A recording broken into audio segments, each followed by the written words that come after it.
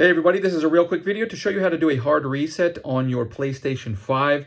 Whether you're doing this for troubleshooting because it's not connecting or it's freezing or you're just having other glitches that you want to get rid of, or if you're selling it, you definitely want to do this, or if you bought someone from somebody and you just want to have it like new, this reset will just erase everything off of the PlayStation and make it like it was when it came out of the box.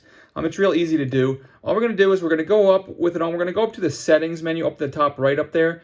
And from that settings menu, we're going to go down to System. We're going to click on System. Once we click on System, then you'll see the very first option is this System Software. We'll click on System Software. And from there, we're going to go down to Reset Options. We're going to click on Reset Options. It's going to come up with a couple reset options for us. And what we want to do is reset your console. Once you click on this, it'll give you a little warning just repeating what I said, which is it's going to delete everything off your PlayStation and make it like brand new. If you do that, you can then start it up again and it will be like a brand new PlayStation.